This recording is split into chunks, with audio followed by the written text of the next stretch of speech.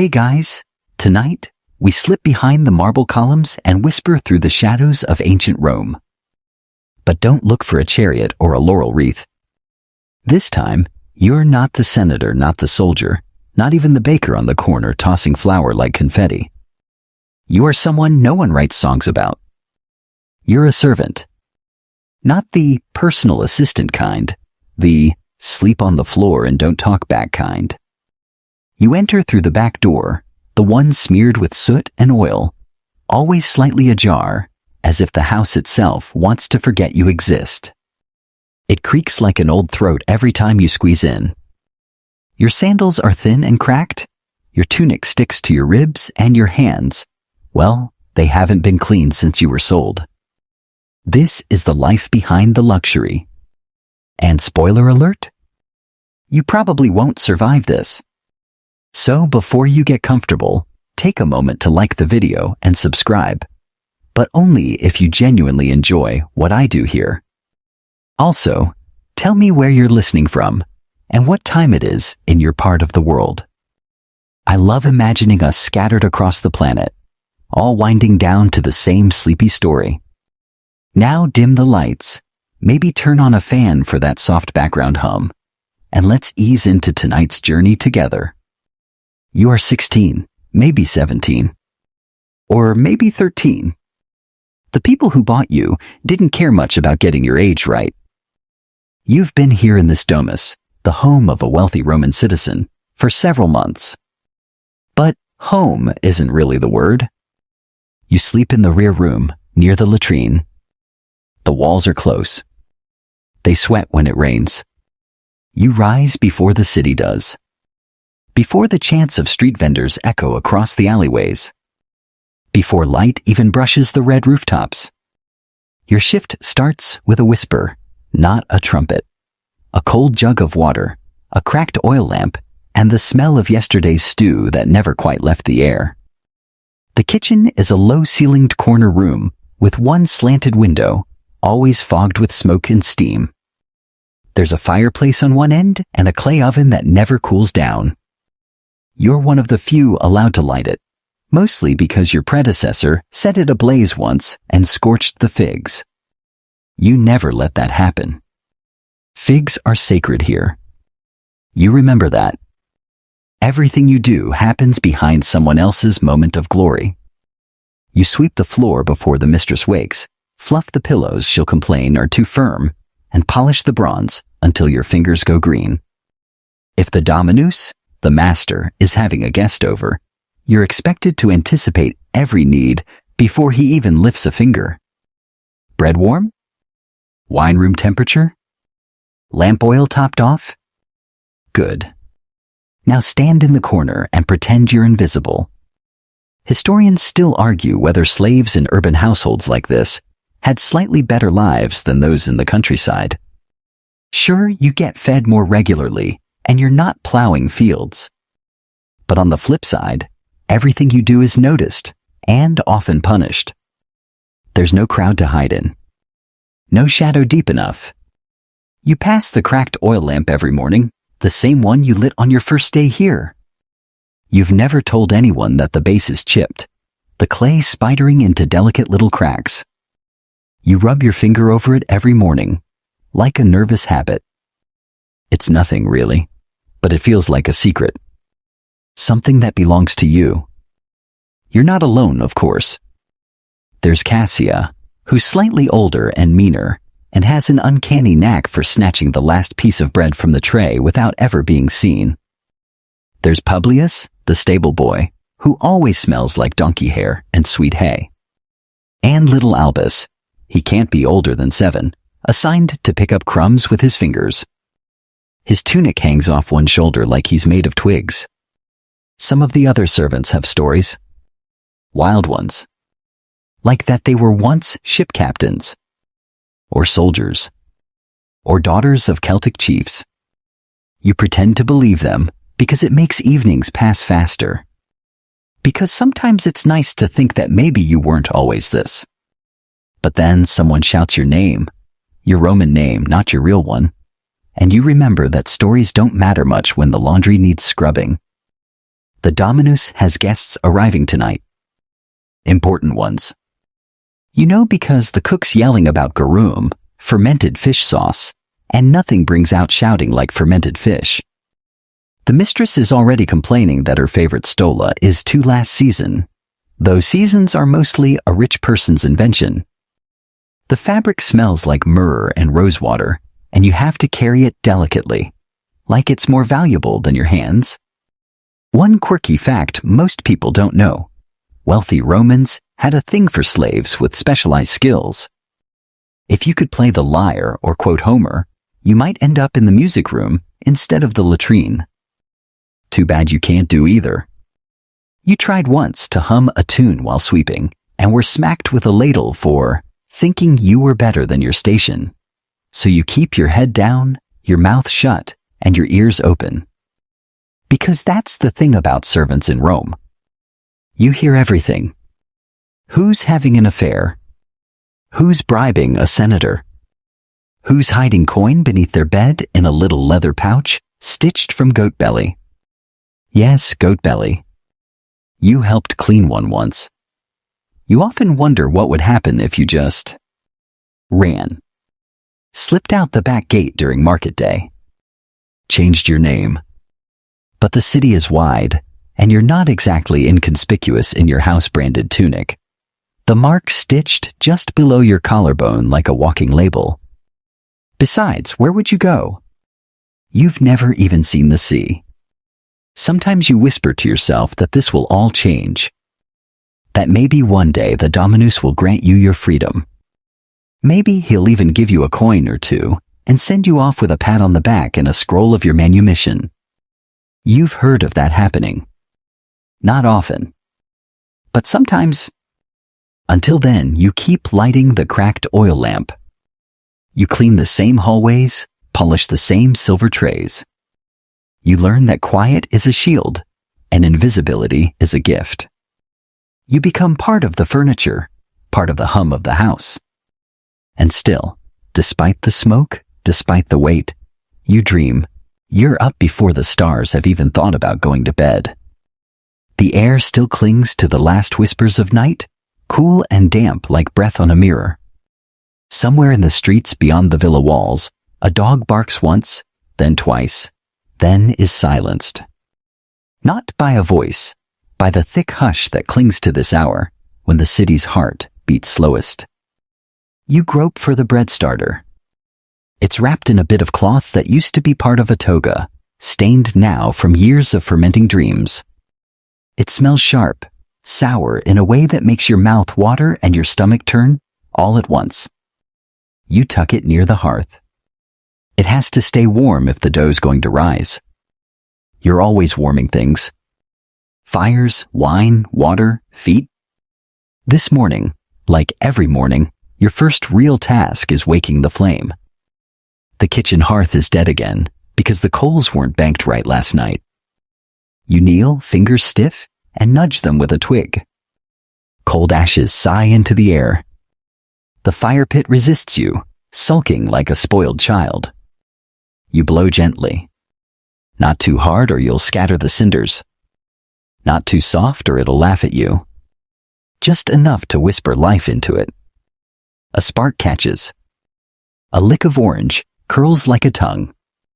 You smile just a little. One win today, at least.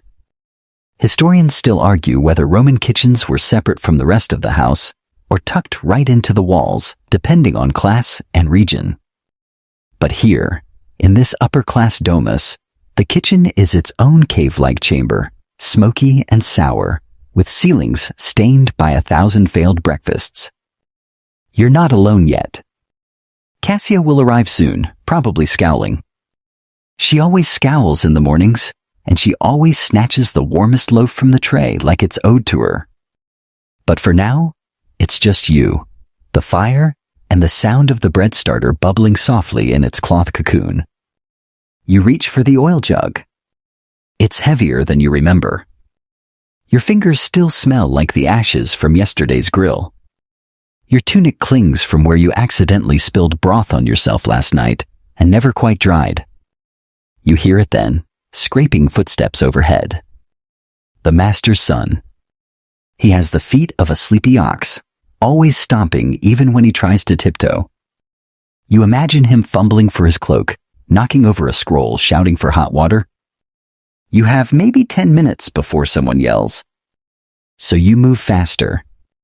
You fill the kettle with water from the cistern, always cold, always a bit green-smelling. You hang it on the hook over the flame, careful not to let the handle burn your wrist like last time. That scar still itches when you sweat. You hum under your breath, just a little tune. Not the lyre music the mistress likes. Something older. Something from when you were younger. Maybe from before Rome. Before this life. There's a knife with a bone handle on the chopping block. It's yours. Not really, but it's the one they always give you. The handle has a groove worn from your thumb. You're supposed to be chopping onions today.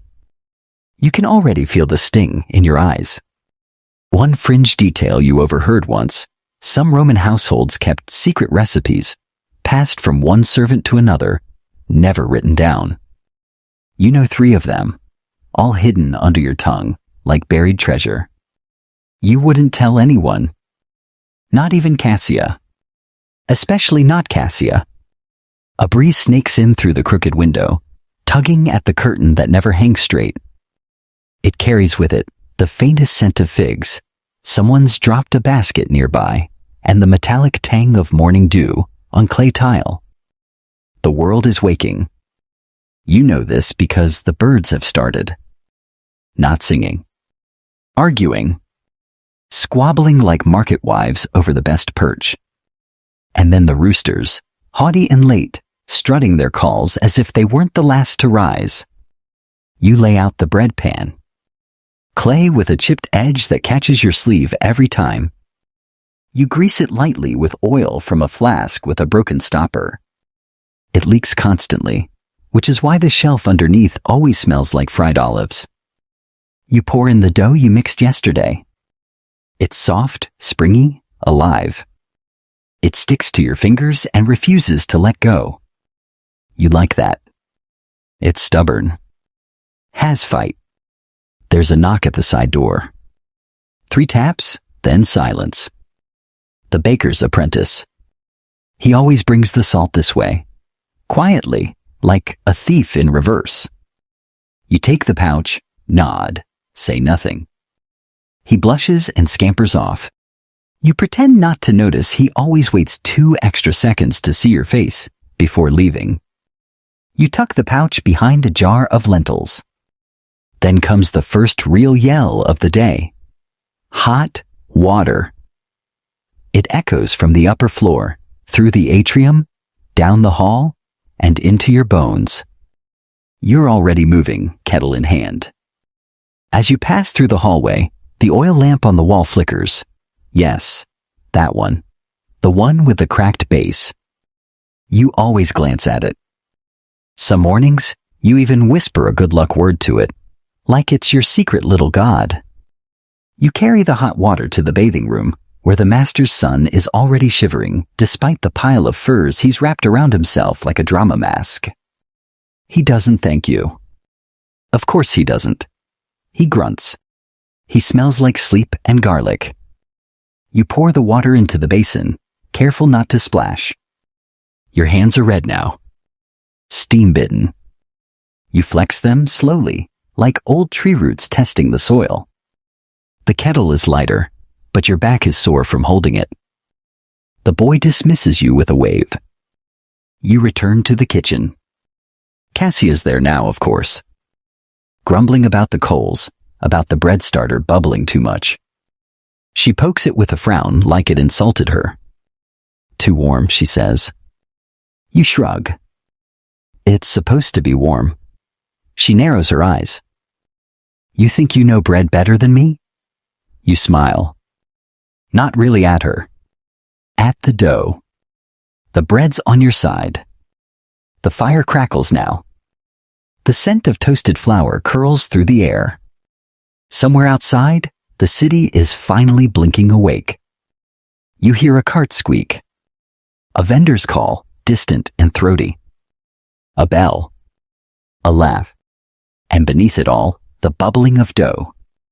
The gentle song of something rising, slowly, stubbornly. Like you, there's something cruel about the contrast. You shuffle barefoot across the icy mosaic tiles, skin tightening with every step, while the master lounges in his steaming bath like a sun-warmed god. You're cold. He's surrounded by mist that smells faintly of rose and cedar. You'd laugh if your teeth weren't chattering. It's not even sunrise yet. The city outside is still ghost quiet. But inside the bath chamber, the air is thick and damp, curling around your ankles like a cat. You carry a folded towel that's too nice for your hands. It's Egyptian cotton. Or maybe that's just what the mistress says to impress her guests. She told someone once, "Only the best for us." You were carrying figs at the time. The Hippocaust system underneath this part of the villa is ancient, but functional. Barely. A servant has been up since midnight, stoking the fires below the floor, coaxing the stone slabs to warm from the belly out. Every once in a while you feel a pulse of heat under your feet, like the house itself is exhaling. Historians still debate how efficient these Hippocaust systems actually were. Some claim they were marvels of engineering. Others argue they were mostly prestige objects, symbols more than warmth. All you know is that your feet are half frozen on the way in and half boiled by the time you leave. The master's voice floats over the steam. Soap. You kneel by the basket. The soap is round, olive-based, faintly yellow. It smells like lemon and ashes. You hand it over without looking him in the eye. There's a bronze strigil near your knee, left behind from yesterday's bath. You glance at it. It's curved like a crescent moon, used for scraping sweat and dirt off the body after a good soak. You'll be using that later. Not on him. On yourself if you're lucky. That's the thing about this job. You clean rich men's skin in the morning and scrape your own with whatever's left in the tray at night. He reaches for the soap, misses, and lets it drop. "Pick it up," he says lazily, like it's a game. You retrieve it. Of course you do. The floor is slick with condensation, and your knees kiss the tile with a quiet thud. You set the soap on the rim of the basin, watching the way the water beads on its surface like pearls. It's almost beautiful. Almost. The master soaks in silence. You stare at a crack in the marble wall, tracing it with your eyes like a map. If it led somewhere, anywhere, you'd follow it. Even to Gaul. Even to the countryside with the mosquitoes and the terrible wine. From the other chamber you hear laughter. Female. High and cruel. Probably the master's sister, or maybe his lover. They blur together after a while. You once mixed up their sandals and spent 3 days cleaning vomit from the triclinium as punishment. Your hands are red now from the chill. You flex them, trying to remember what warmth feels like on your palms. Some say servants in bathhouses learned secrets no one else could. That the steam melted away status, leaving whispers and vulnerabilities bare. You've certainly heard things. Dreams muttered into the steam. Names gasped mid-rinse that didn't match the names on marriage scrolls. But those secrets don't buy you much. They're currency you're not allowed to spend. You steal one deep breath while he closes his eyes. The steam smells like laurel oil, copper, and faint mildew. It curls in your nose and sits on your tongue. Not unpleasant. Just heavy. The door creaks. A new voice. Has the dominus been rinsed yet? It's the steward. Always smug. Always dry. He stands at the edge of the mist, like someone allergic to labor. Almost, you say, voice low. The master stretches. His joints pop like twigs. "I want the water hotter next time," he mumbles, already rising, water sluicing down his chest in long, lazy rivulets. You pass him a towel. He doesn't take it. He just walks past you, dripping, trailing water across the floor like breadcrumbs. You clean them. Of course you do. As he leaves, the steward eyes you. There's grime near the drain, he says. You nod. Not because it's true, though maybe it is, but because arguing takes time and you don't own time. You borrow it in brief stolen moments, like a thief with no plan. He leaves. You're alone now. Finally. And just for a moment, just long enough to count to 6, you kneel near the basin and splash a handful of lukewarm water on your face. It's not refreshing, but it's yours. You use the bronze strigil, careful not to make noise, scraping your arm clean of invisible filth. You imagine the sound is louder than it is, a soft scrape, like sand over stone. You dry off with the edge of your tunic. It's wet now. That'll come back to haunt you later. You glance at the cracked oil lamp still flickering on the wall outside, its base glowing faintly from reflected heat. It hasn't been refilled yet. Another task. Another tick on the list. And yet, in this quiet moment, with your face flushed and damp, and your bones slowly remembering what heat feels like, you pause. You allow yourself a single, selfish thought. Someday you'll have your own bath. Not a hippocaust. Not marble. Just hot water, and no one watching. Someday? But not today. Today there are feet to wash, floors to scrub, and fig skins to peel. You've been assigned figs today. Not to pick them. Not to sort them. Not even to arrange them on the bronze tray with the fancy fluted rim. No, your job is to peel them.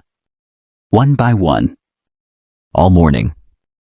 You sit cross-legged on the worn tile floor of the side kitchen, what they call the Colina Minor, the lesser kitchen, though you're not sure it ever aspired to be anything more. It smells of old garlic and wet wood, the kind of scent that never leaves the walls, only settles deeper. The figs wait in a cracked ceramic bowl. A huge one. The kind they use for kneading dough or washing a toddler. The fruit is overripe, soft to the touch, and warm from the sun, their skins split at the seams like lazy yawns. You hate them already. You pick one up. The skin comes off like paper. Thin, slightly fuzzy. The inside is sticky, seedy, sweet. Your fingers are purple within minutes. Nobody tells you why the figs need peeling. They never do. They just appear, and you obey. This is a new kind of punishment, you think. Not the whip, not the silence, but this.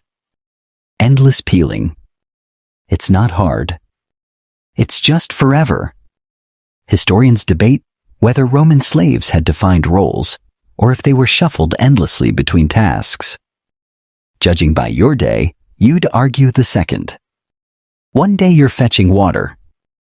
The next, holding a chamber pot. Today you are the fig peeler. Tomorrow? Who knows? Maybe you'll be the one chasing down the mistress's runaway monkey again. Yes, she has a monkey. No, it doesn't like you. The bowl never seems to empty. You think of the cracked oil lamp again, the one from the hallway with the chipped base. It feels like a friend now. Constant. Reliable. Not like these figs that multiply when you blink. Cassia passes by the doorway and snorts. Still at it? You hold up your hands. Purple. Sticky. Cursed. Don't eat any, she warns. They'll count. You weren't going to.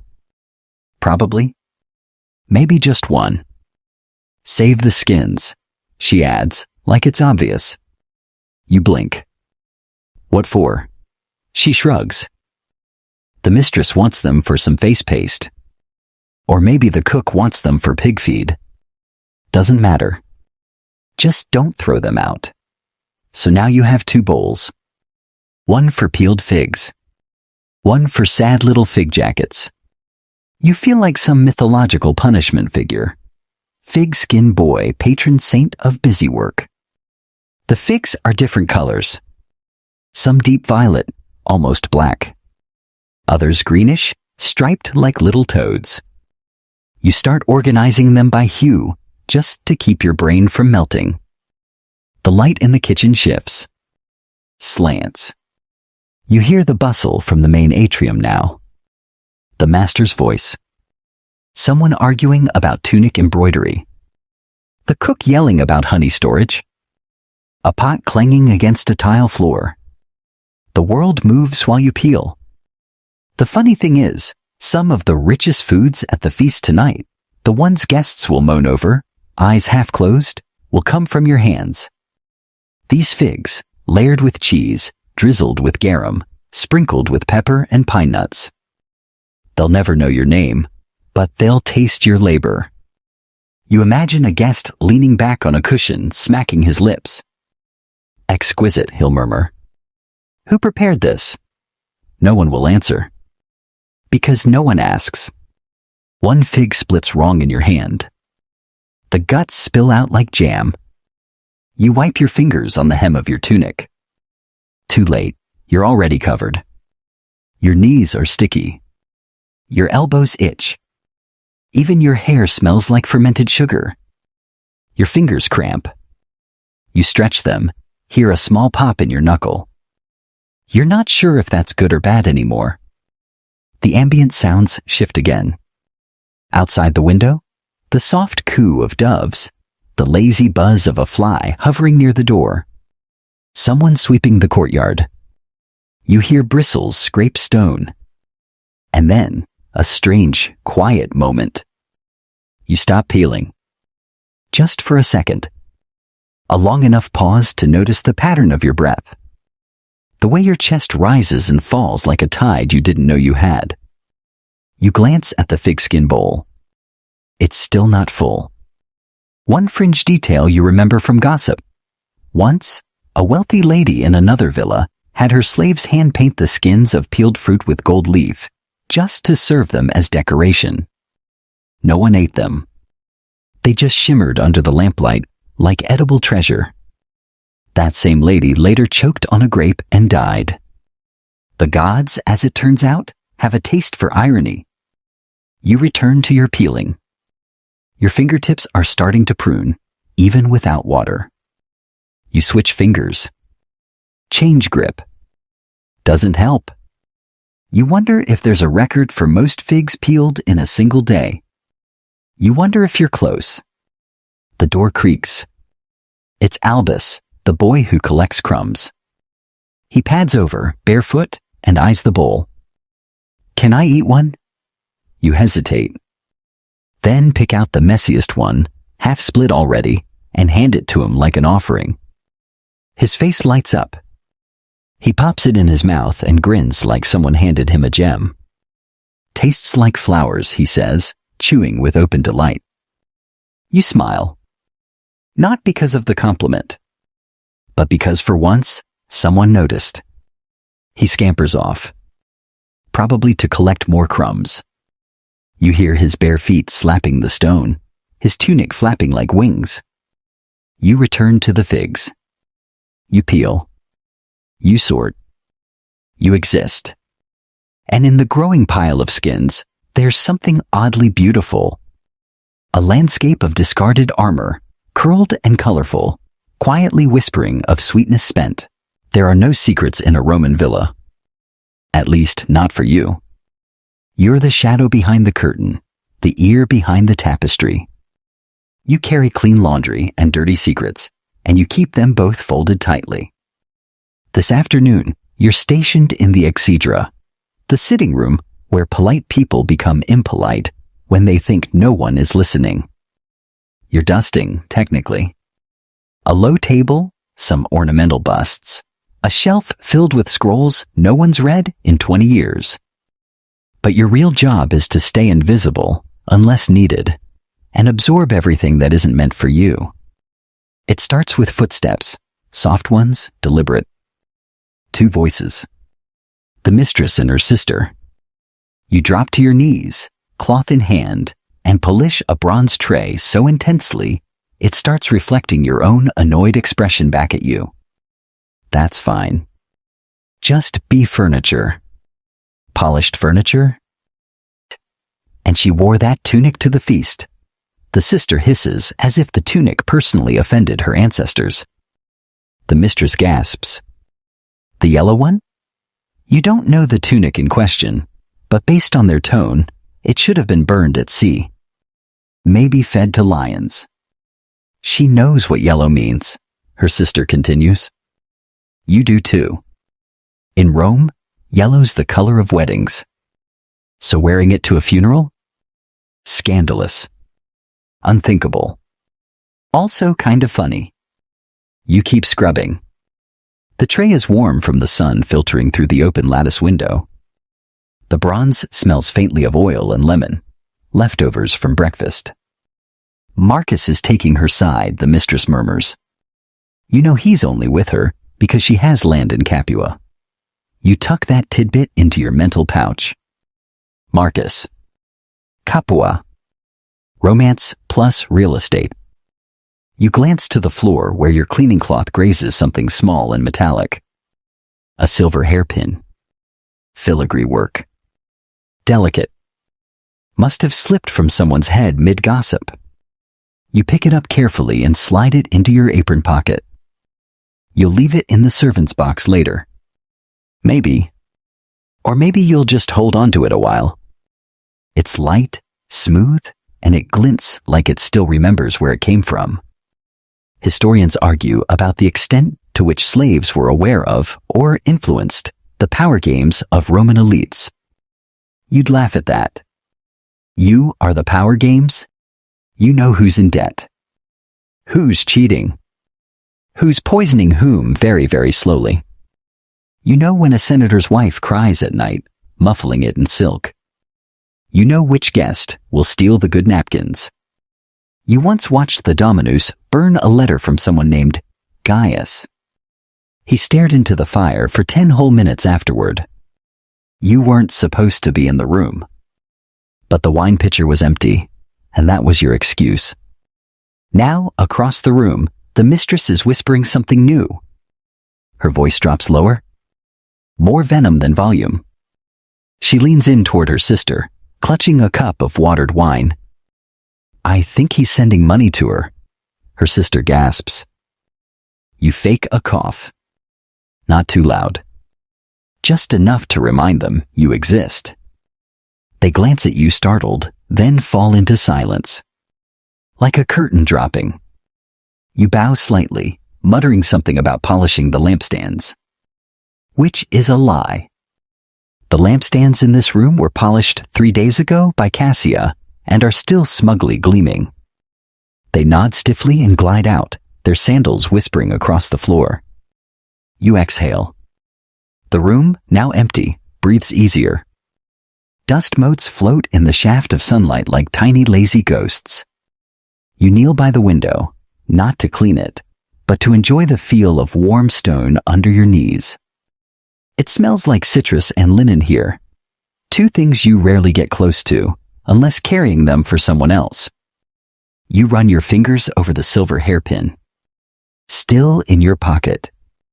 A callback. You imagine it one day tucked into someone else's hair. Maybe yours. Maybe not. You resume dusting the bust of Cicero, his marble eyes permanently judgmental. You mutter to him, she's definitely going to confront him tonight. He doesn't answer. But if he did, you suspect he'd say, let the empire fall, just not on my toga. Somewhere down the hall, a vase crashes. Someone swears. The cook yells your name. You pocket Cicero's silence, smooth your tunic, and move. The hallway is warm and narrow, filled with the scent of perfume and old plaster. You pass the cracked oil lamp in its usual place. You glance at it like you always do. Comfort in chipped familiarity. From behind a different curtain this time, linen, pale green, you hear new voices. Male. Loud. Arguing about taxes and grain shipments.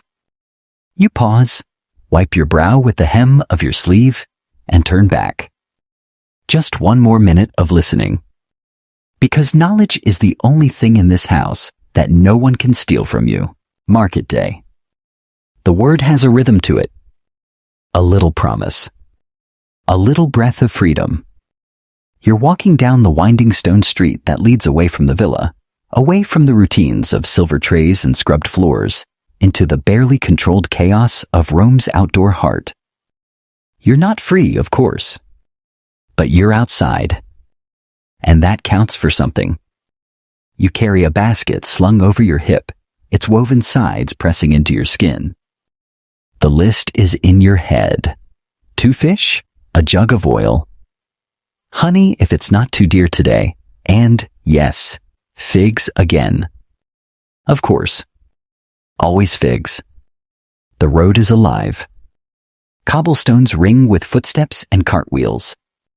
Merchants shout prices with operatic drama. Bakers wave charred bread like victory banners. Goats bleat. Children dart between legs like alley cats. You've memorized this street like a song. Right past the pottery stall with the broken handle discount bin. Left at the olive cart, where the old man always pretends to forget how much he owes. Straight through the arcade, where the shade smells like stone and fried flour. The city is a living beast, and today it smells like blood. You wrinkle your nose as you pass the butcher's stall. Fresh killed meat hangs like theater props, glossy, pink, and dripping. Flies hover greedily, and the butcher swats them with a strip of leather that once belonged to someone's sandal. You buy what you're told to. A small fish, eyes still glassy, a wedge of cheese wrapped in fig leaves, a bundle of fresh herbs tied with a string that looks suspiciously like repurposed twine from a wine jug. Your fingers are already sticky again. Of course they are. It's becoming your trademark. You pause briefly at a wool vendor's stall. A tunic, dyed a soft reddish brown, hangs from a wooden peg. It's nothing fancy, but it's clean, unpatched, and softer than anything you've worn in years. You run your hand along the hem. The vendor eyes you. Don't touch if you're not buying. You move on. Quickly. The basket's heavier now. A breeze pushes past you, warm and sour, carrying scents from every corner of the market. Baked bread, sweet wine, mildew, horse dung, sun-baked stone. You breathe it in anyway. It's air and it doesn't belong to anyone. You pass a boy playing a reed flute with all the passion of someone who's never heard a better instrument. It's out of tune, off rhythm, and wonderful. A moment that belongs only to now. You remember the hairpin in your pocket, the one from the sitting room. You twist it absent-mindedly between your fingers. It catches the sun just enough to remind you it's still there. Historians still debate how much autonomy Roman house slaves had when running errands. Some sources hint at informal markets of information, bribes, flirtations, and pocketed coins. You can confirm at least 2 of those are true. Case in point, you stop by the wine merchant and accept a small fig in exchange for reminding him which villa the mistress prefers her syrupy imports from. It's not stealing. It's gratitude. Or bartering. Or something. You duck through a side alley, taking the longer route home on purpose. The sunlight filters between hanging laundry above, casting a kaleidoscope of colors on the dusty walls. Blue tunic, red shawl, a pair of socks mended with green thread. You hum again. The same tune as before. You're not sure where you learned it, but it's yours now. There's a man selling roasted nuts from a little cart with one broken wheel.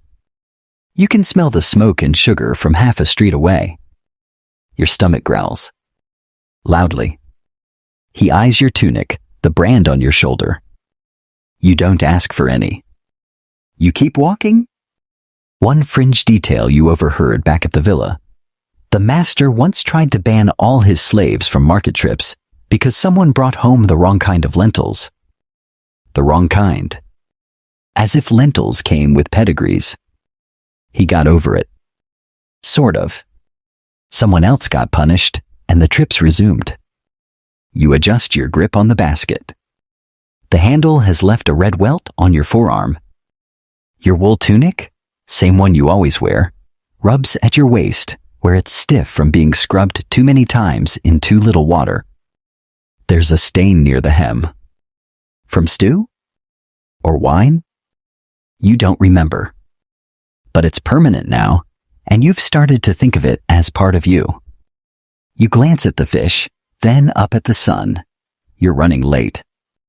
You pick up the pace, cutting through a plaza where two men argue over grain prices, and a third tries to sell a camel of all things.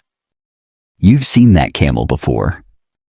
You're pretty sure it lives behind the bathhouse. It always looks unimpressed. The villa gates come into view just as the sun starts to lean westward. You pass under the arch. The guard Gaius gives you a once-over. Still alive, he grunts. Barely, you reply. It's the closest thing to a friendship you've got outside. You trudge back into the kitchen. The cook snatches the fish, sniffs it, and grumbles. The cheese is deemed acceptable.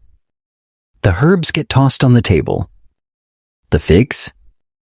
Cassia will probably complain they're too firm, just to irritate you. You set the basket down. The red welt throbs. You don't get a thank you. You never do.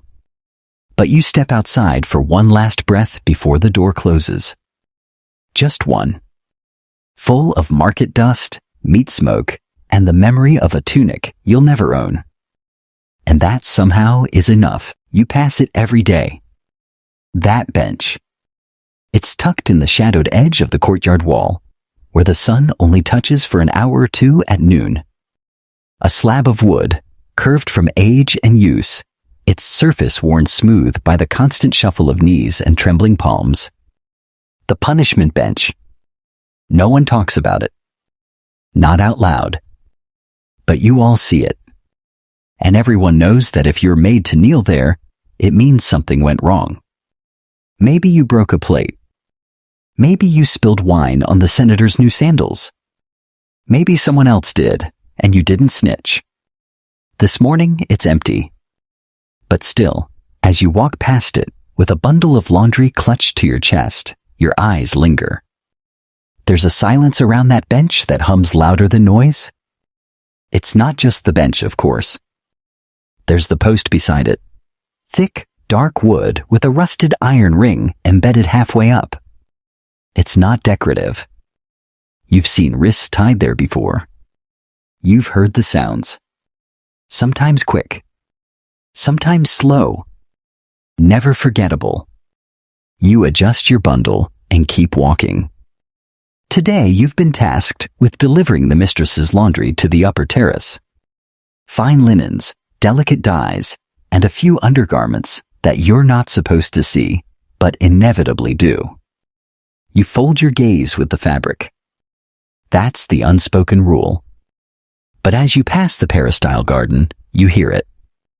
The unmistakable crack of leather against skin. You freeze. It comes again. Then again. Muffled weeping follows. Somewhere behind the storage room, someone's at the bench. You walk faster.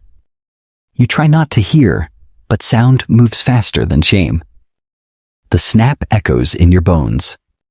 Historians still argue whether punishment for Roman slaves was more about deterrence or dominance. Whether it was meant to correct behavior or just remind everyone who was not in charge. You don't care what the scholars think. You know the truth. It's about reminding you that you belong to someone. You reach the terrace. Set down the linens. Smooth the folds. Your hands are shaking. You tell yourself it won't be you. Not today. Still, your mind replays a memory you try not to keep, The day you were there. Knees on wood. Palms splayed. Back tight with dread. All for a spoon. A missing spoon. You didn't take it. You don't even like spoons. But no one confessed, so someone had to be blamed. And that someone was you. 3 lashes. Not many by their standards. Just enough to leave lines that stayed for days. One turned into a scar thin as thread just below your shoulder. You touch it sometimes. Quietly. Like a prayer. Today you fold towels. Cassia passes by and catches your eye. Was it Livia? She murmurs. You shrug. Livia's young. New. Clumsy with plates. Cassia doesn't press. But her face hardens like plaster drying. Poor girl. You both know what follows a bench punishment. Silence. Then whispers. Then sometimes disappearance. Some are sent to different households. Loaned out. Sold. Occasionally. Worse. Cassia helps you hang the linens. The sun is bright up here, bleaching everything. Even memory. Remember when Publius dropped the amphora? She asks after a while. You nod. The poor boy had to carry 10 more the next day. Barefoot. Over gravel. No lashes, though. That was a warning mistake. The line between a warning and a punishment is invisible. You never know you've crossed it until someone's holding the rope. Down below in the courtyard, the bench sits quiet again. But you see the smear, just a faint one, across the wood. Not blood. Maybe oil. Maybe tears. You go back to folding. The red linen is last. It's the mistress's favorite. Supposedly dyed with crushed beetles from Hispania. You never asked if that was true. A fringe detail you once overheard. Some elite households had silent rooms, just for administering punishments quietly, so guests wouldn't be disturbed. Soundproofed with layers of cloth and carpet. This house doesn't bother with that. Why hide a show when it's part of the decor? As you carry the empty basket back downstairs, your foot catches the edge of a tile. You stumble. Just for a second. But your stomach drops like a stone. The basket's empty. You caught your balance. But still, you look around. Because even a mistake almost made can be enough. No one sees. Or if they do, they say nothing. You pass the punishment bench one more time.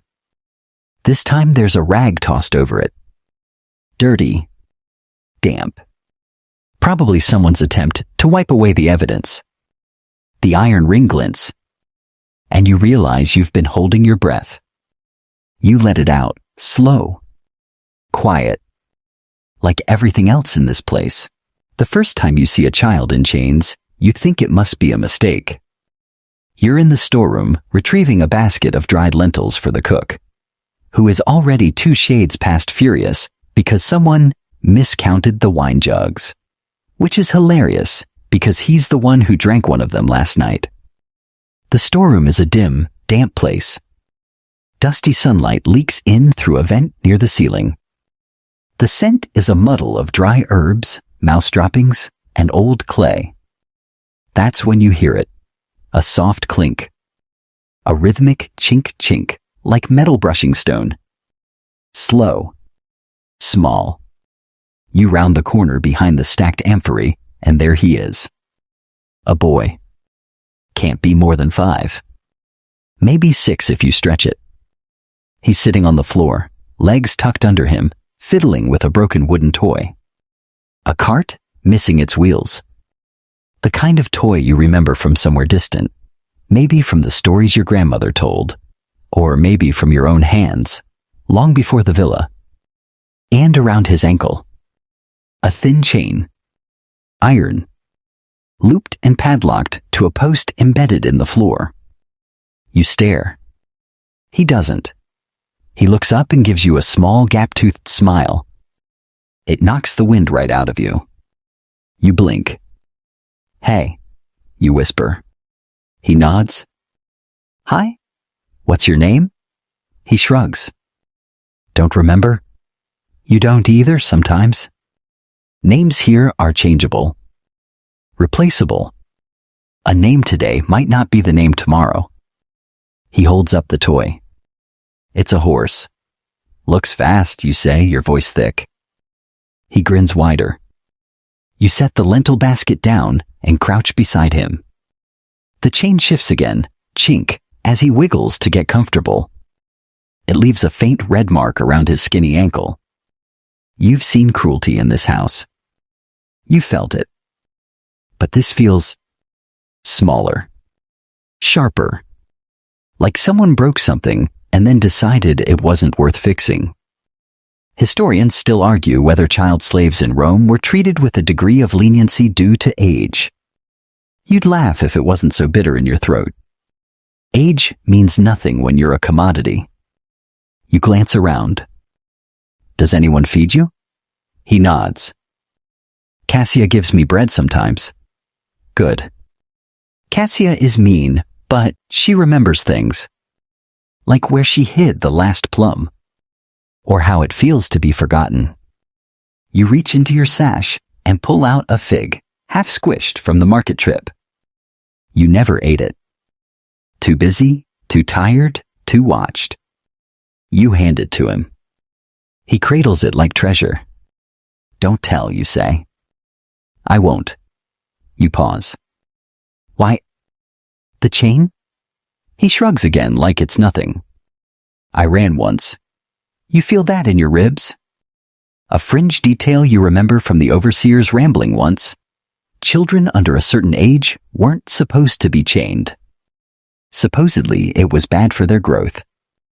But exceptions happened when the master got nervous about unruly stock. You suddenly hate that word more than usual. You hear footsteps. Quick! Cassia appears at the doorway, eyes scanning the shadows. When she spots you both, her expression softens just slightly. Fig, she asks, nodding toward the boy. You nod. He was hungry. She doesn't scold. She doesn't smile. She just says, 5 minutes, and disappears again. You sit beside him on the stone floor. It's cool, damp, and smells like rot, but oddly peaceful. The toy horse lies between you like a guard. You remember the wooden hairpin still in your apron. Not the silver one from before, that's hidden safely away, but a splintered one you found in the laundry, likely discarded. You pass it to him. He squints. What's this? It's a sword, you whisper. He grins. I'll fight dragons with it. Start small, you say. Maybe a chicken first. He giggles. The sound echoes softly through the jars of pickled onions and salted fish. You don't ask why he ran. You don't need to. Because you've imagined it too. The street. The gate left slightly open. The rush in your chest. The wind on your face. And the snap of a rope. The bruise that lingers for weeks. The disappointment that tastes worse than pain. You hear someone calling from the hallway. Laundry, that's your cue. You stand slowly. Knees stiff. You reach down and ruffle his hair. See you later, Dragon Slayer. He nods. Thanks for the horse. You smile. As you walk away, you feel the small weight of his gaze follow you, all the way until the sound of the chain fades behind the door. Outside, the light is harsh. Too bright. It feels wrong after the gentle shadows of the storeroom. You pass the punishment bench. You notice without wanting to, a new scratch carved into the wood. A single line. Maybe someone counting days. You tug your tunic straight. The hem still carries a stain from the market. You let it stay. It reminds you that not all chains are made of iron. The feast begins long before the first guest arrives. It starts in the kitchen, where heat blooms from every surface, thick and greedy. The hearth roars. Steam rises from cauldrons. Smoke clings to the rafters like a ghost refusing to leave. You're there before all of it. Before the roasted boar is wheeled in on its charred platform. Before the honey-glazed dormice are stuffed and stitched shut. Before the silver goblets are chilled in the courtyard fountain, so the wine doesn't taste tired. You don't get to eat. Not really. Maybe a scrap here, a crust there, if you're quick and no one's watching. But you do serve. And oh, the smells. The kitchen smells like victory. Like everything your body craves and is never allowed to enjoy. Roast meat. Fried cheese. Spices from faraway ships. Orange peel crackling over flame. Garum, always garum, simmering into the air like a tangy warning. You carry the silver platter. The one you polished this morning until your hands cramped. It shines like water under torchlight, and you're not sure if that's pride or just the ache in your wrists talking. The guests are already arriving. You slip into the triclinium, the dining room. Low couches form a U-shape around the table, and the men recline on them like satisfied lions. Their togas flow like painted waves across the cushions. Some are laughing. Some are already drunk. One is asleep. The mistress snaps her fingers. You step forward. She waves toward the guest nearest her. He's elderly with an ego large enough to occupy its own couch, and mouths, "More wine." You nod. You pour. He doesn't thank you. But he does wink, which is worse. Historians still argue whether domestic slaves had moments of pride in their work. Whether setting the perfect table or arranging flowers just so gave them any sense of satisfaction. You think maybe yes. Because when you lay out the platter of figs, peeled, glistening, drizzled with honey and black pepper, there's a ripple of appreciation around the room. And you know you did that. Even if they don't. Even if you're just a shadow moving between plates. One guest picks up a fig, bites in, and moans dramatically. Divine, he declares, mouth full. You suppress a smile. You move quietly between the couches, offering olives and toasted barley cakes. Your sandals make no sound on the floor. You've practiced that. Cassia's across the room, pouring diluted wine. Her expression is fixed in the blankness of the well-trained. She gives you a tiny nod as you pass. That's all. That's enough. A guest leans too far and knocks over a jug. You catch it before it shatters. The steward nods at you, approval, rare and brief, and you feel a flicker of triumph. Just a flicker. You retreat to the wall. You're not meant to be seen unless needed. You stand beneath a torch that flickers, casting shadows across the floor mosaics. Venus riding a dolphin, surrounded by cherubs with far too much sass in their little stone faces. The mistress laughs suddenly, high, glittering, forced. You glance over in time to see her whisper something sharp into the ear of a younger woman. You hear the word Capua again? The land. The rival. The affair. You glance toward the silver hairpin still pinned into her bun. The one you found earlier, tucked away and returned without comment. A callback. You watch her sip wine as if it were venom. Her eyes lock onto her husband, who's laughing a little too loudly at something a servant isn't saying. The boar is brought in. It's the size of a calf, stuffed with sausage and crowned with a pineapple. The guests cheer. One claps like a child. A flute player starts up in the corner, fingers flying. The music is high-pitched, frantic, too fast to be comforting. And the smell. Oh gods. It's unbearable. The boar smells like every holiday you never got to have. Crisp skin. Crackling fat. Sweet smoke. The scent slinks into your nose and stays there, smug and eternal. You're so hungry your teeth ache. You feel the sting of it behind your eyes. Not tears, just hunger. It hums in your bones. One guest drops a half-bitten peach onto the floor. It rolls near your feet, golden and perfect. You don't move. You can't. Cassia sees it too. Her eyes flick to yours. Then back to the peach. She steps over it. Of course she does. Because you both know the rules. If you touch it, it's theft. If you eat it, it's a beating. If you want it, it's a weakness. Instead, you step forward and offer more wine. The night drags on. You lose track of how many trays you've carried. How many drunken hands have brushed your arm. How many empty compliments have spilled across the table like sour gravy. You just move. Quiet. Efficient. At one point, a guest asks your name. You hesitate. The mistress answers for you. Don't worry about that one.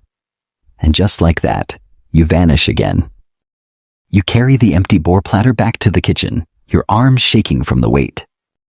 The cook barely looks up. The fire has died down. The oil lamp on the wall sputters. You set the platter down. It smells of pepper and cloves. You breathe it in. Deep. Then in the quiet of the kitchen, where no one can see, you pick a fig skin from the waste bowl, the one you peeled yourself, and press it to your lips. Not to eat. Just to remember the sweetness. You are holding a bottle of laurel oil in one hand and a very expensive, very fragile sense of tension in the other. The master is lounging on his massage couch, one arm draped over his eyes like a tragic actor in a play, while the mistress paces in circles behind you.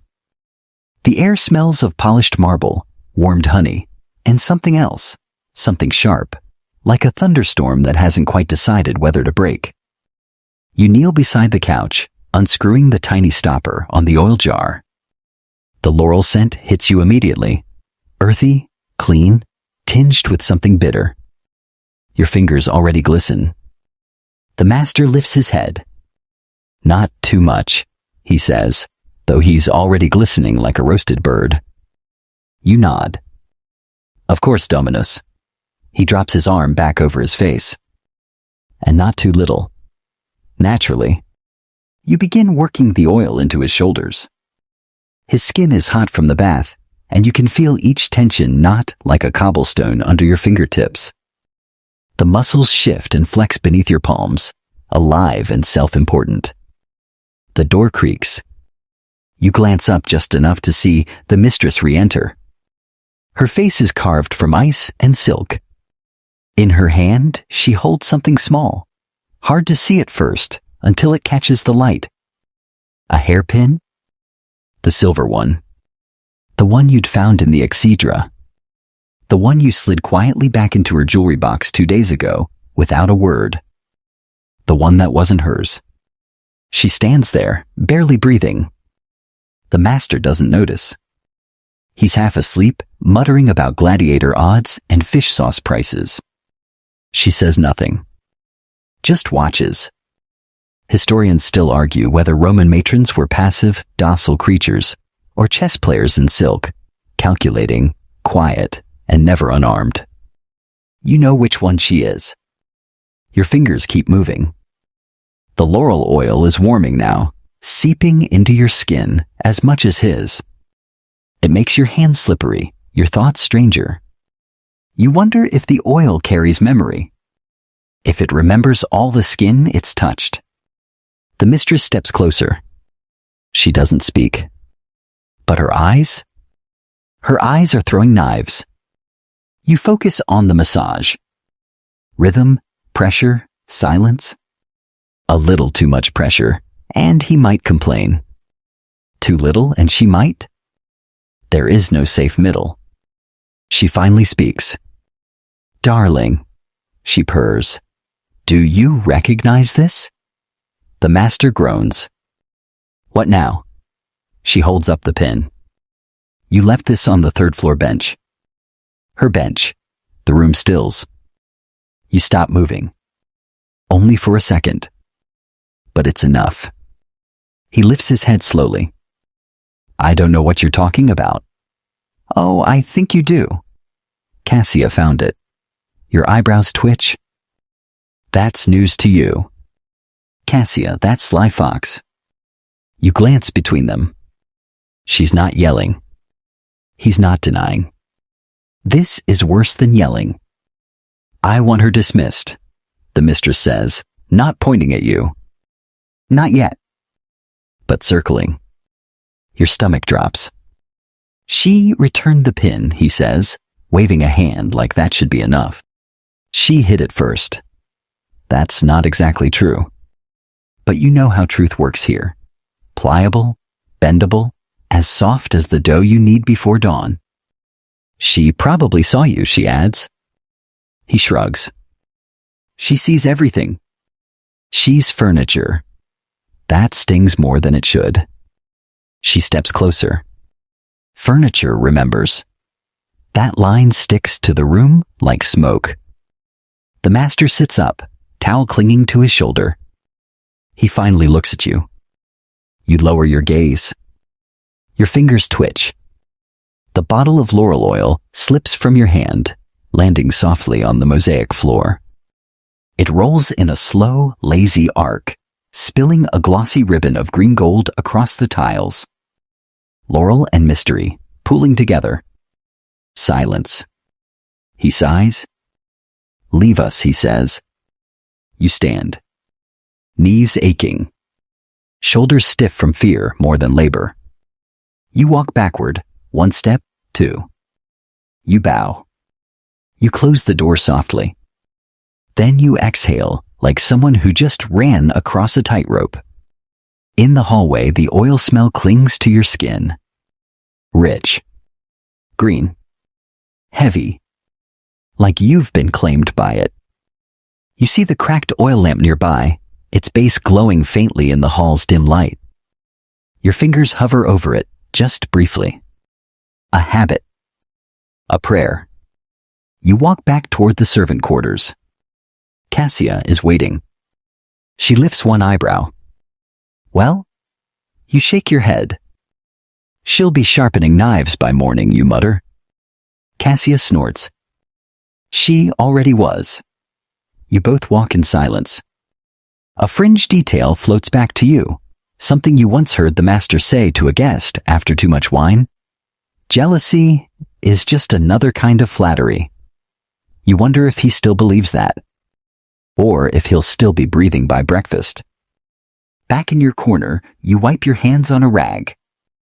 The laurel scent won't come off. It clings. Not unpleasantly, but firmly. Like a ghost that wants to be remembered. Your fingers gleam in the low light. Furniture remembers? You do. They don't tell you to clean the gods. They just leave the broom outside the lararium, and the implication is as clear as the temple incense wafting from the altar. You carry the broom like it's a spear, though it's more like a whisper. The bristles are uneven, tied together with frayed twine, but it's the only thing standing between you and a face full of cobwebs. The lararium sits in the corner of the atrium, its own little shrine carved into the wall, flanked by fading frescoes of the family's ancestors and two Lairs figurines, perched like ceramic vultures. There's an old clay bowl at their feet, crusted with wax drippings and burnt offerings, a grape stem, a shriveled olive, half of a date that no one ever finished eating. You kneel slowly. The air here feels different. Still. Like it's listening. The gods don't speak. They watch. You start by clearing the dust. It clings to everything, like it's part of the worship. Sacred filth. You sweep it gently away from the base, careful not to dislodge the little statues. Their eyes are black dots, expressionless, but somehow judgmental. You've met people like that.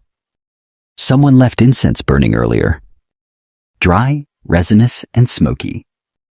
You breathe it in. It scratches your throat just a little. But there's something comforting about the scent, like old stories in a closed room. One of the layers has a chipped nose. You wonder if anyone noticed. You wonder if you're the only one who sees when the divine gets cracked. Historians still argue whether slaves truly believed in the household gods they helped maintain. Were these rituals genuine, or just another layer of obedience? You don't know what belief means anymore. But you do know respect.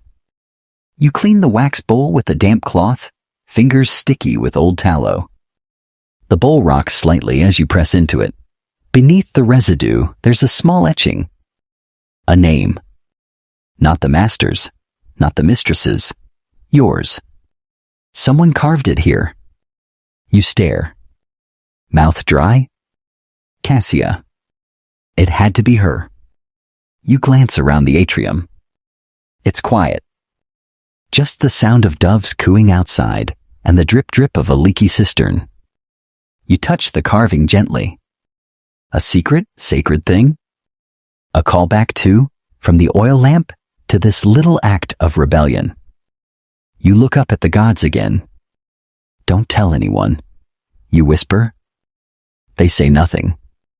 But you swear the one with the chipped nose looks just a little amused.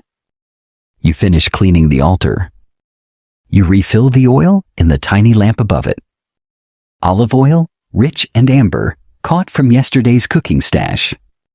It glows with the faintest flicker when you light it. Not bright, but steady. The cook appears at the threshold suddenly frowning. Done yet? You nod, stand, bow slightly. He doesn't enter. No one ever does, unless it's offering day. Even then, it's mostly for show. But someone always has to sweep. You walk back to the kitchen with soot-smudged fingers.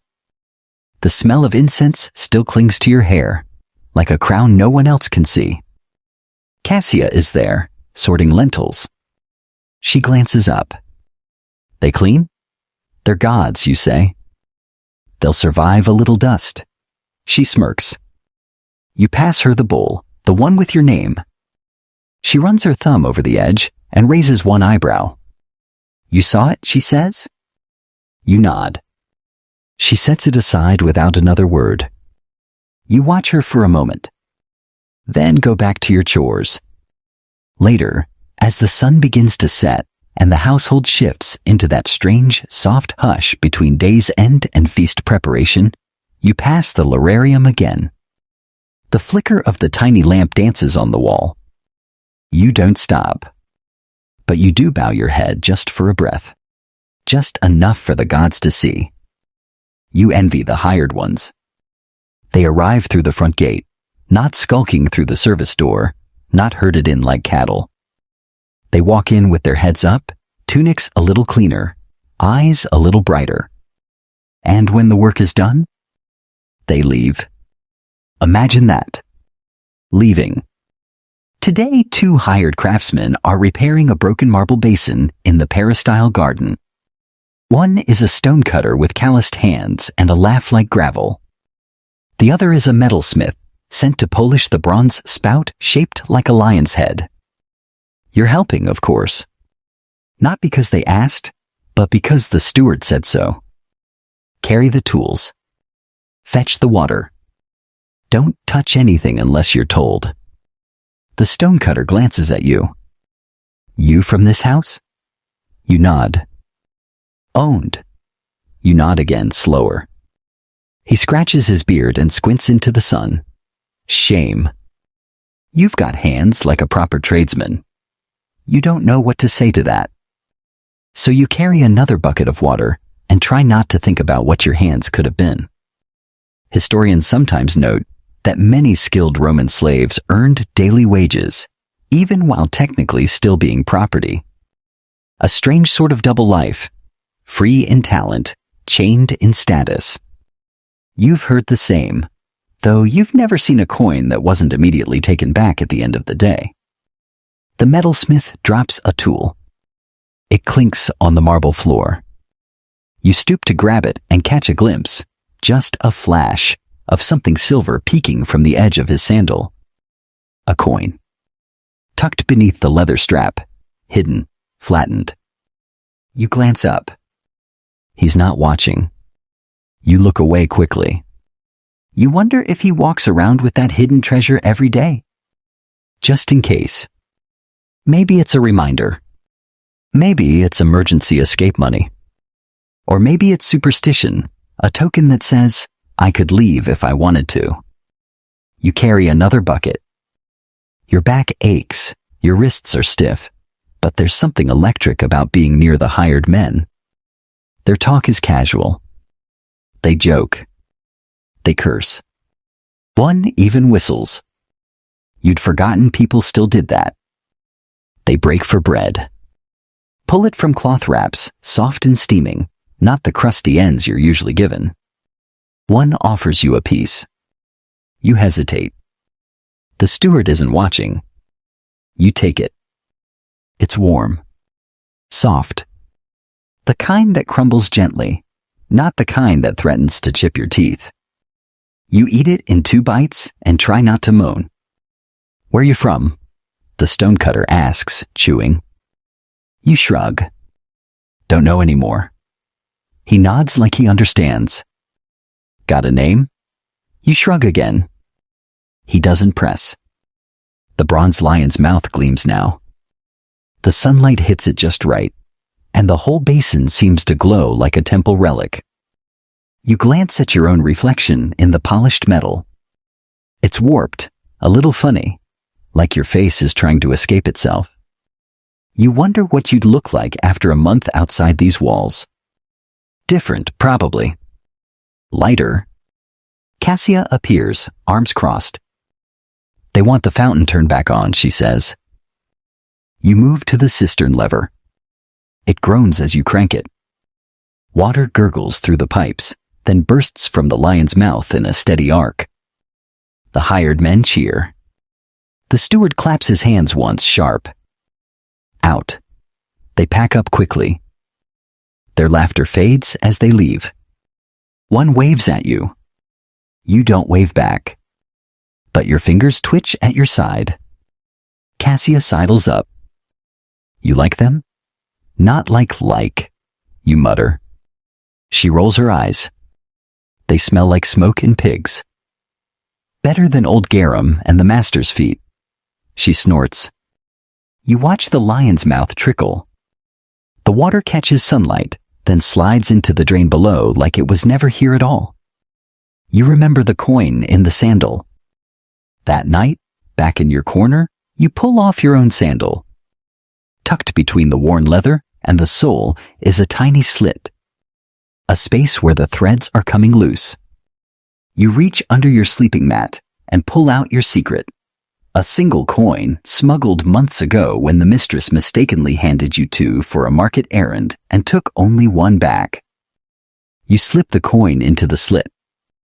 It fits? Perfectly. You press the sandal to your chest and exhale. It's not an escape, but it's something. A hope you can carry, quiet and hidden beneath your step. Night watch. You hate it. Not because you're afraid of the dark. You're used to shadows. You live in them. But because night means staying awake while the world sleeps. It means stillness without rest. It means hearing things you'd rather forget. Tonight, it's your turn. The steward handed you the night lamp without a word, just a sharp nod and a tighter grip than usual.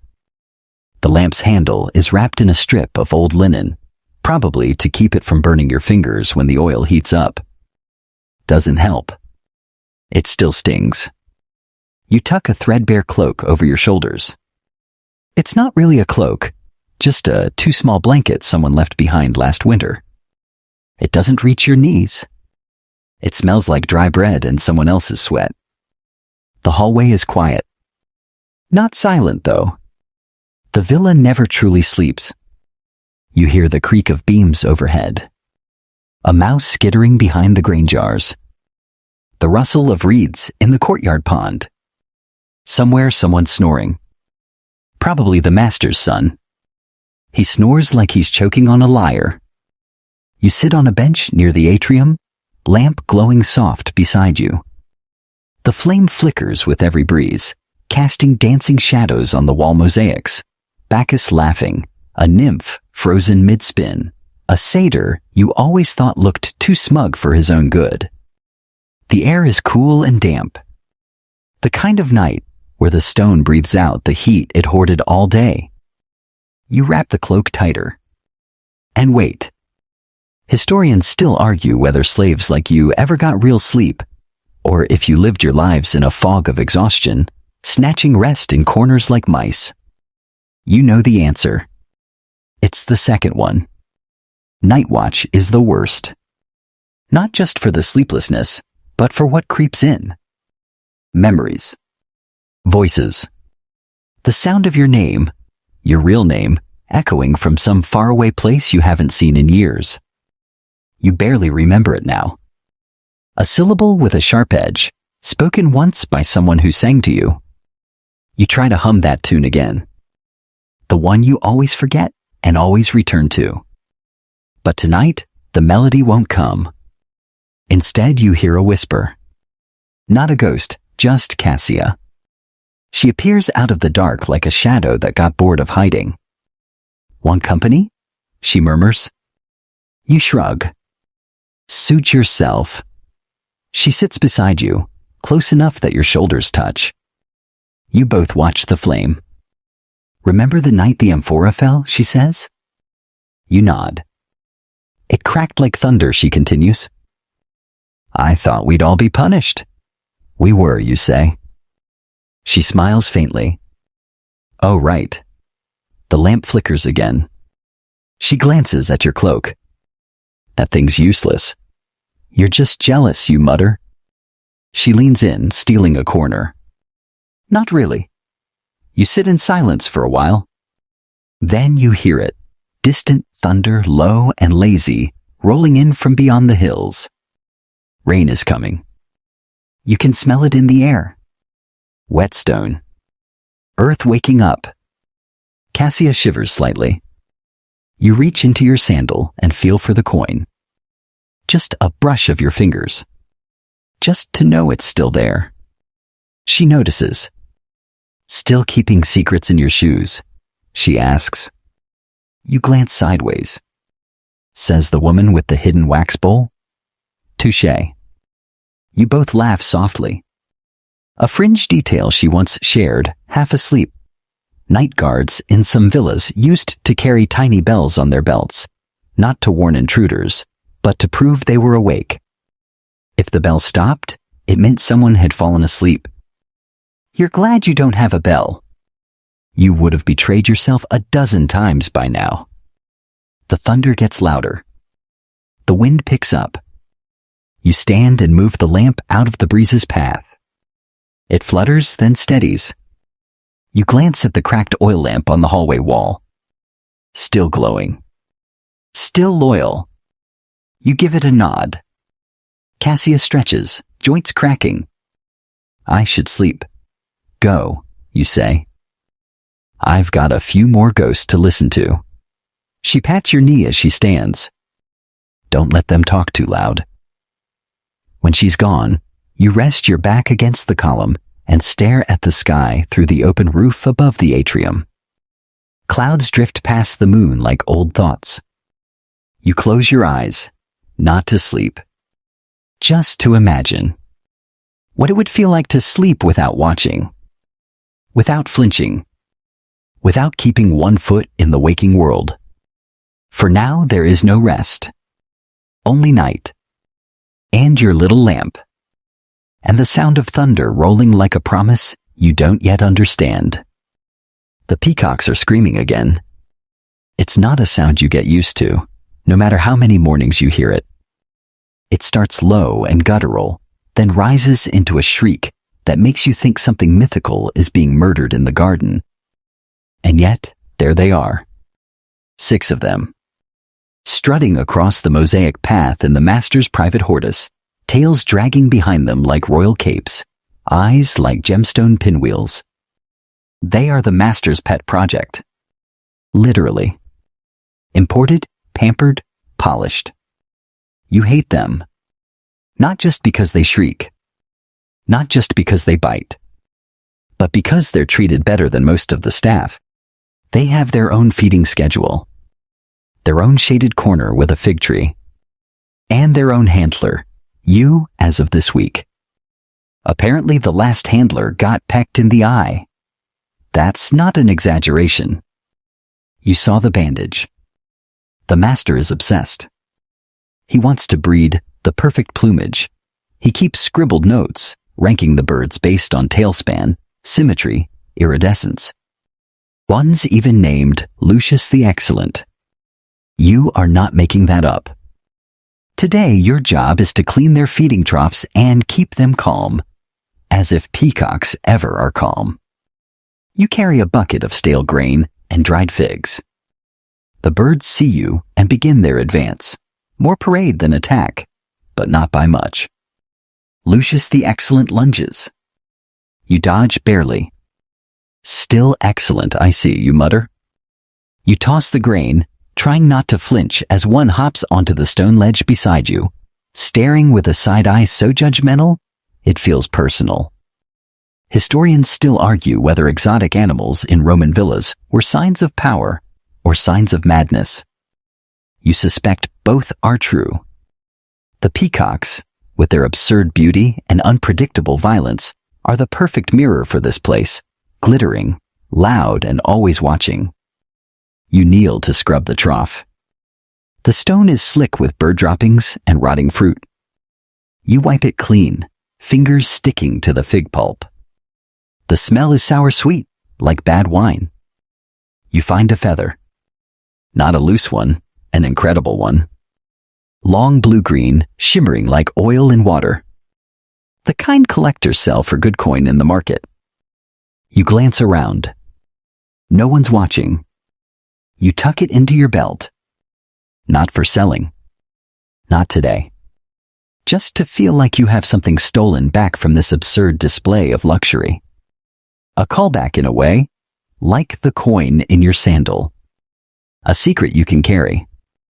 Cassia appears at the edge of the garden, arms folded. You look ridiculous. I feel ridiculous. One of them followed me into the atrium earlier, she says. It pooped on Cicero. Honestly, he deserved it. She laughs.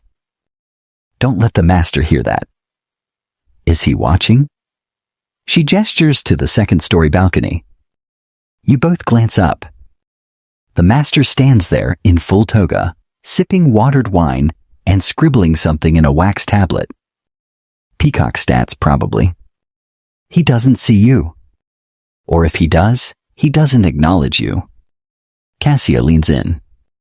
He names his birds, but not his servants. I've noticed. The peacocks begin to settle, their bellies full of figs and pride. You sit on the stone bench near the fountain, wiping your hands on your already filthy tunic. Cassia sits beside you. Why peacocks? You shrug. Why anything? She pulls a face. I'd pick cats. At least they don't scream.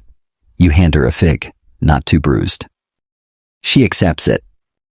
The fountain gurgles. The birds coo. The master returns inside, likely to write a poem about Lucius and the sacred geometry of tail feathers. You sit in the fading sun, skin warm, back sore. You look down at the feather. It's absurd. Beautiful. Fragile. You tuck it deeper into your belt and whisper, "Stay excellent, Lucius." He squawks in response. Which seems fair. The cellar is cool, quiet, and smells like ghosts soaked in wine. You love it here. Not because it's pleasant. It's damp. The light's terrible, and you're surrounded by jars that could roll over and crush you in your sleep. But because it's quiet. Nobody yells in the cellar. Nobody gives orders. Nobody looks at you like you're part of the furniture. They forget you exist. Which is sort of the point. you're down here to inventory amphorae. Rows and rows of them, tall clay jars, some sealed in wax, others already crusted with spilled contents. They're stacked like sleeping soldiers, leaning gently against one another. One wrong nudge, and the whole place could turn into a vinegar-scented avalanche. You carry a torch in one hand and a wax tablet in the other. Not that you're writing anything. You're just pretending. You were told to check the count, and you nodded like you knew what that meant. You don't. Not really. But the steward's voice echoed weirdly on the stairs, and you didn't want to look dumb in stereo. So now you're here, tracing the dust on the amphorae with your fingers, occasionally tapping one with your knuckle, just to hear the hollow thunk. The wine in these jars is for the good guests. The kind that bring letters of recommendation and stay long enough to justify 2 meat dishes. Some of it's Falernian, the expensive stuff. Some's just vinegar with a better backstory. You find one that's marked with a faint red X. You don't know what it means. Spoiled? Reserved? Poisoned? Probably just old. You wipe at the wax seal. It crumbles. And suddenly, the air is thick with the sharp, earthy sweetness of fermented grape. The scent of stories. The kind of smell that makes your chest swell and your stomach growl in confusing harmony. You glance behind you. No one. You dip your finger into the opening. One taste. It hits your tongue like a poem. Warm. Acidic. Deep. The kind of wine that sings at the edges of your teeth. You exhale like someone who just kissed a secret. You don't take more. You wouldn't dare. But you do lean against the wall and close your eyes for a moment, letting the flavor live a little longer in your mouth. Historians still argue whether house slaves had regular access to wine or only drank the dregs. Based on your experience, it's mostly the latter, if you're lucky. But the cellar? The cellar is a loophole. Because here, you're invisible. And invisible people can sometimes do small, deliciously dangerous things. You wipe your finger on your tunic. The stain joins a constellation of others. You could probably track your week based on which corner of the garment smells like fish, laurel oil, or plum pudding. You hear footsteps above. Someone's shouting about dinner.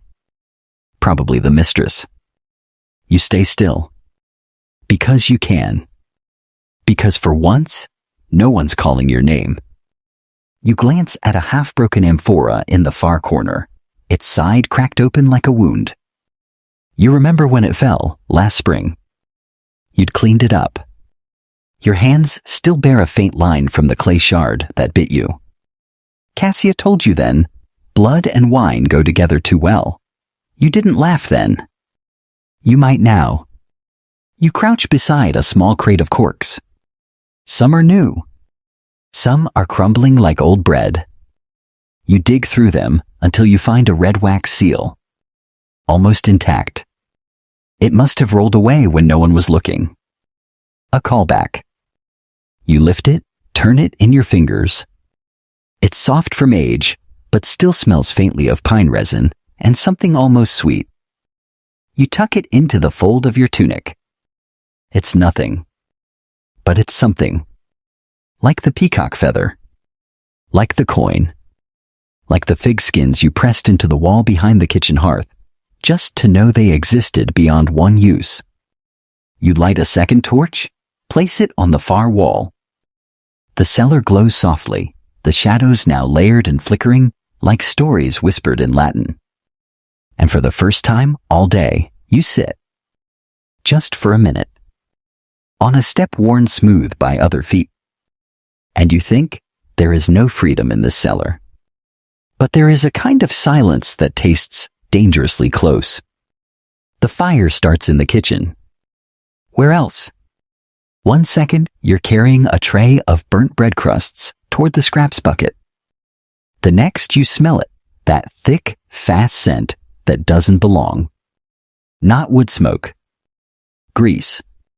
and then someone yells. You turn and the cook's shouting, flailing, knocking over a jug. Flames lick up from the edge of the hearth like they've been waiting all day to escape. The oil. The stew pot overflowed. Again. It's moving fast. Too fast. Fire doesn't wait for orders. Cassia's already grabbing a cloth to smother the blaze. You lunge for the water jar, but it's empty. Of course it is. The last boy assigned to refill it is probably still sleeping in the storeroom. You don't think. You move. Out the door, across the courtyard, toward the cistern. The heat is behind you now, breathing down your back like a furious god. The smoke's thick, choking, bitter, full of old meat and last week's garlic. The cracked oil lamp on the wall shatters as the heat rises. A callback, almost cruel. You see the clay base crumble, the flame vanish. You grab a bucket, plunge it into the cistern. The water sloshes wildly as you sprint back, sandals slipping on the damp stone. The cook is coughing.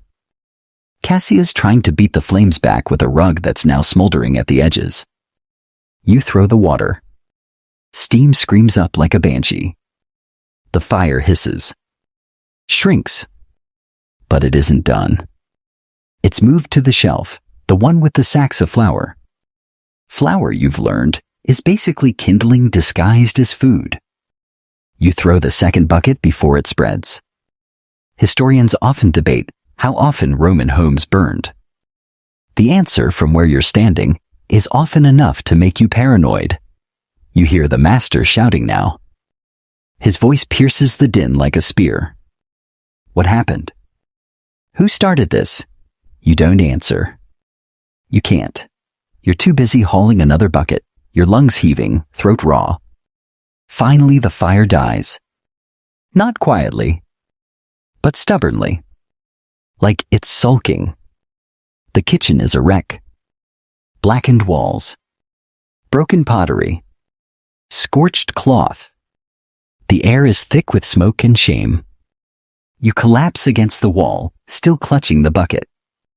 Cassia sits beside you, coughing, eyes watering. That rug was my favorite, she rasps. You laugh. It sounds ridiculous. The cook is pacing now, muttering, furious, but mostly unhurt. The stew, tragically, did not survive. You glance toward the doorway. The master is standing there. Robes hastily tied. Hair wild. Eyes blazing. He looks around. Sees the mess. The soot. You. His mouth opens. Then shuts again. Then, without a word, he walks away. Because here's the thing. Servants don't often get praised. But they do get blamed. And today he's not quite sure who to blame without risking an even bigger mess. You feel the ache start to bloom in your arms. The weight of the buckets. The fear. The adrenaline, now gone, leaving behind a heavy fatigue. Cassia nudges you. You okay? Still breathing. Then you're ahead of the stew. She offers a weak smile. You see it then. Something small, glowing faintly near the hearth. A feather. Singed at the edge, but unmistakable. Lucius the Excellent has wandered into the kitchen. Of course he has. He cocks his head at you. Squawks. Then struts out as if he extinguished the fire himself. You look at Cassia. He's going to write an epic about this. She groans. Don't give him ideas. You reach into your belt. The peacock feather is still there. A little smoky now, but intact.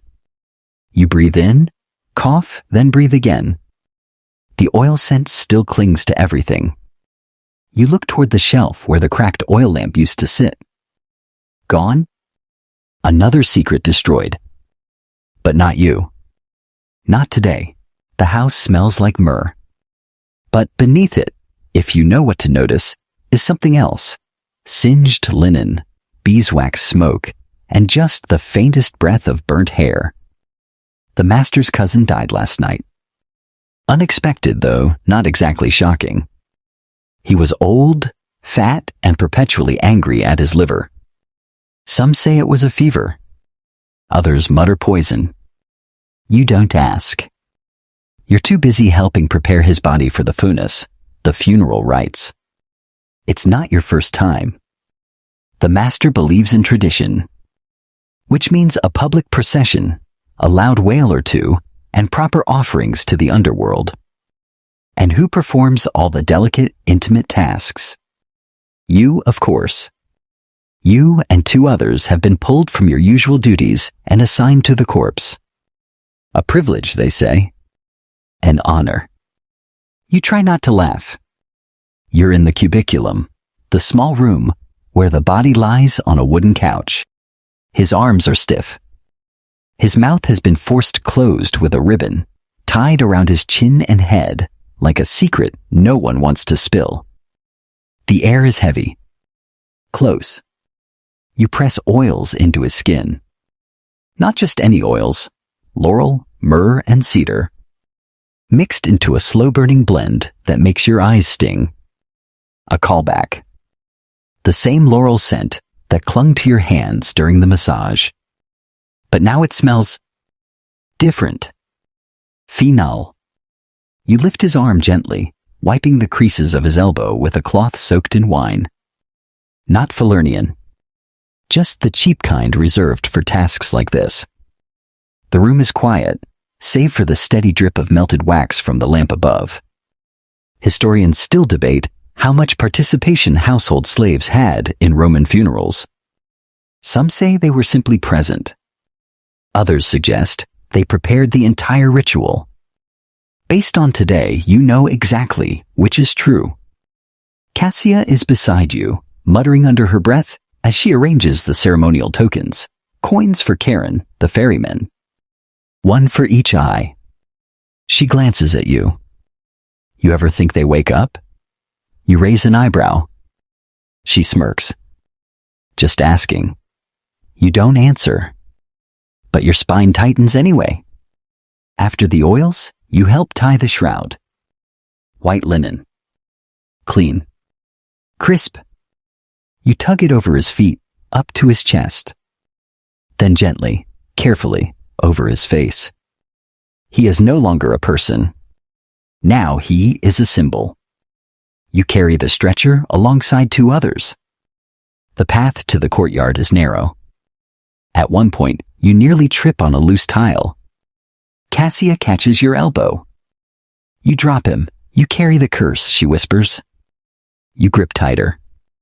The bier is placed on a stand in the atrium, surrounded by cypress branches. The guests will file past soon, wailing in staggered waves, more for show than grief. You've seen better actors at the forum. You retreat to the side. Out of sight. The heat of the day has already crept in. Sweat beads at your temple. You remember the first funeral you saw. You were new then. Still asking questions. Still holding on to your real name. That body had been a woman. The master's aunt. She wore violet ribbons and smelled like almonds. You remember thinking, she looked peaceful. Today? This man looks unfinished. A life paused mid-sentence. The wailing begins. First from the professional mourners, women hired to sob like sirens. Loud. Echoing. Artificial. Then the family in turns. The mistress dabs at her eyes with a cloth that doesn't seem wet. The master nods solemnly, as if personally acquainted with death. You glance down at your hands. Still stained with laurel oil. The procession moves toward the gate. The street beyond is already crowded. Neighbors peering from windows. Children too young to understand death, but old enough to enjoy the spectacle. You follow behind, holding a torch. Not because you want to. Because it's expected. The funeral pyre is already built. Dry wood stacked neatly with olive branches laid across the top. You help lift the body onto it. You step back. The priest chants something low and rhythmic. You understand only half of it. Enough to know the gods are being invoked. The underworld is being notified. Fire is brought. Flame meets linen. There's a moment where the body seems to resist, as if it doesn't want to go. Then the fire takes hold. The crackle is sudden, loud, almost angry. Smoke rises, dark and thick. You breathe through your sleeve, but it still fills your nose. Ashes, oil, and the unmistakable scent of burning flesh. Some look away. You don't, because someone has to witness it. Someone who remembers more than his toga size or how he snored during meetings. Someone who knows he once left half a fig on the edge of the kitchen shelf and blamed the cook for spoiling the mood of the feast. Cassia is beside you again. She murmurs, "You think they see it?" From wherever they go, you think of the coins, the shroud, the stillness. Maybe, you say, but I think they forget. She nods, then drops something into the flames. A silver hairpin. Your eyes widen. She meets your gaze, shrugs. I'm done with it. The fire hisses. The hairpin vanishes. The last echo of that affair. Gone. You stand in silence until the fire fades to embers. Until the guests drift away. Until the priest gathers the ashes. Until the smoke finally releases the sky. You walk home with soot in your hair. The laurel scent still on your hands. And something quieter inside you. A kind of stillness. A pause. Freedom doesn't feel like a feast. It doesn't come with trumpets or gold rings or a villa of your own, not unless you were very lucky, very charming, or very good at saving secrets. More often, it shows up like this, quietly, awkwardly, with paperwork, a handshake, and the uncomfortable realization that you're not quite sure who you are anymore. The manumission was sudden. You weren't expecting it. One morning, the steward handed you a folded wax tablet and said, "The master's feeling generous." Generous, huh? Apparently, you helped save the kitchen from burning down, though the story's already warped. Now it's the master who coordinated the response and ensured the safety of the estate. But somehow, you made it onto his good side. Just in time for his cousin's funeral to soften his edges. And so, with little more than a nod, your name was read aloud, your freedom granted, and your tunic changed. Slightly. Now you wear a pileus, a soft cap that marks you as free. And everyone looks at you a little differently. Cassia said, "Don't act different." But you can't help it. Everything feels different. The walls, the floors, the smell of the courtyard after rain. Even the cracked tile by the Laurarium that you tripped on 100 times looks sharper now, like it might actually cut you. You're not a slave anymore. But you're not a citizen either. You're a freedman. A libertus. Which is its own kind of chain. Historians note that manumission was often just a new form of obligation. Freedmen owed their former masters respect, sometimes labor, and almost always loyalty. And you? You're no exception. The steward reminds you of this daily. You may be free, he says, but you are still bound by honor. Which sounds a lot like, don't leave. You're not sure you could, even if you wanted to. Rome is a wide place. But freedom is narrow when you have no savings, no house, and only half a name. You spend your first free afternoon walking through the marketplace, not the back lanes you used to sneak through, but the front. The open plaza. You feel exposed. Every shout, every cartwheel, every clang of metal sounds louder. You feel every grain of sand beneath your sandals. They're still the same ones, but they feel looser now. Like they don't know who they belong to. You keep your coin, hidden in the sole. Just in case. And the wax seal from the cellar? Still tucked in the fold of your tunic. It's meaningless to anyone else. But to you, it feels like proof. That you were here. That you are here. You pass a boy chained to a post outside a bakery. Probably caught stealing. Maybe just unlucky. You pause. His eyes meet yours. He looks away first. You keep walking. You wonder if he thinks you're one of the rich now. Someone who chooses their sandals. Who owns their sleep. You don't know what to feel. Cassia found you later, sitting by the fountain. You're quiet. You shrugged. You got what we all dream of. Do we? She stared at the water. I think so. You looked at the lion-headed spout. Water trickling from its mouth. Bronze polished to a shine. It doesn't feel like dreaming, you said. She leaned her head on your shoulder for a moment. Then stood. You still have to peel figs tomorrow, she added. You both laughed. You didn't ask her to come with you. You didn't ask anyone. Because freedom, it turns out, is a lonely thing. The city doesn't open its arms. It watches. Like the peacocks. All fanfare, no welcome. You returned to the villa that night. Not as property, but not as a guest either. Somewhere in between. You sleep in the same corner. You still glance at the place where the cracked oil lamp used to hang. Still whisper to the gods in the lararium when no one's watching. Still carry secrets in your sandals.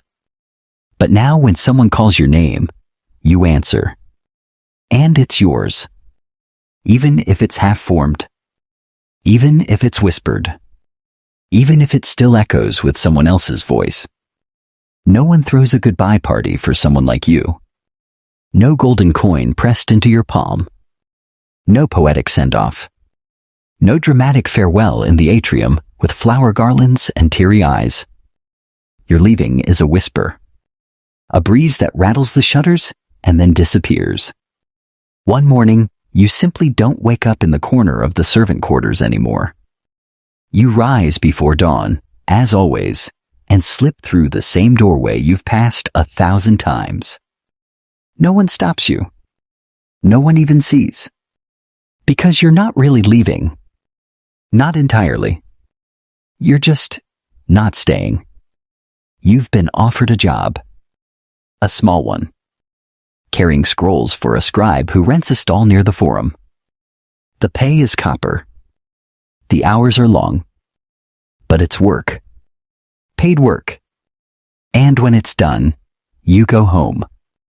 Home. That word still tastes strange. You rent a corner in a shared room above a shop. The walls are thin. The window sticks. The mattress is stuffed with straw and complaints. But the door has a latch that you control. You place your few belongings near the bed. The coin from your sandal. The wax seal from the cellar. The peacock feather still smoky at the edge. And, oddly, the silver hairpin. Cassia pressed it into your palm the morning you left. She wouldn't want it back, she said. You laughed, soft. Neither do I. Keep it anyway, she told you. It remembers things. You lay it next to the wax seal. A shrine of sorts. A callback of callbacks. That night you dream. Not of the villa. Not even of freedom. But of peeling figs in the courtyard sunlight. Of the cracked oil lamp flickering as Cassia laughed beside you. Of the smell of laurel oil and burnt bread. You dream of Albus, the little boy with the wooden horse. You wonder if he ever got unchained. If he grew into his name. You dream of the kitchen bench. The punishment post. The wine cellar. The fountain. The lion's head spout. and of voices, sharp, soft, cruel, kind. Whispers behind drapes, screams behind doors, laughter behind hands. You remember every corner of that villa. Because the truth is, you were the only one who ever saw it. Not as a guest, not as a master, but from the inside out. You were the shadow, the silence, the second breath behind every performance. And now, you are the echo. You carry the story, even if no one ever asks you to tell it. Even if they forget your name, you know it. And that's enough. You rise with the morning bells and wrap your cloak tight. It smells like wine and smoke and something older, something like memory. You glance once at your tiny shrine, then walk into the street, sandals slapping the stones like a heartbeat. A man brushes past you, grumbling about taxes. A woman sings to her baby as she sells onions. A dog barks at a passing chariot. Life continues, and you vanish into it, not as a slave, not as a servant, but as someone who lived and remembered and finally got to leave, even if only by a side door, even if no one says goodbye. The street quiets now. The lanterns flicker lower, and somewhere in that narrow room above the scroll shop, the door creaks shut. You've unwrapped the cloak. Set down your sandals. The straw mattress rustles beneath you. The wax seal still rests near your head, beside the silver hairpin and the bent feather. They're just objects, but they hold stories. They hum with memory. And tonight, you get to keep them. No one will call your name. No bell will ring. No footsteps will shake you awake. Just the soft hush of evening. Just the city, sighing through open windows. Your fingers, once raw from peeling figs and polishing bronze, now curl gently beneath your cheek. The scents of laurel oil and cellar dust drift off, replaced by something new. The promise of baking bread from a downstairs oven. The distant purr of a street cat grooming itself under a moonlit cart. You exhale, and the past begins to fade. Not erased, not gone. Just soft now, woven into the slow, rhythmic beat of your breathing. You doze. And in that liminal space, between waking and sleep, you imagine the cracked oil lamp lighting again. Just once. For you. Not to work by, but to warm by. Its glow wraps around you. And somewhere in the old stone villa, in a corner no one dusts anymore, a memory curls into itself, content to rest. She. Let it. Let you rest. You've earned it. You're home. Sleep now.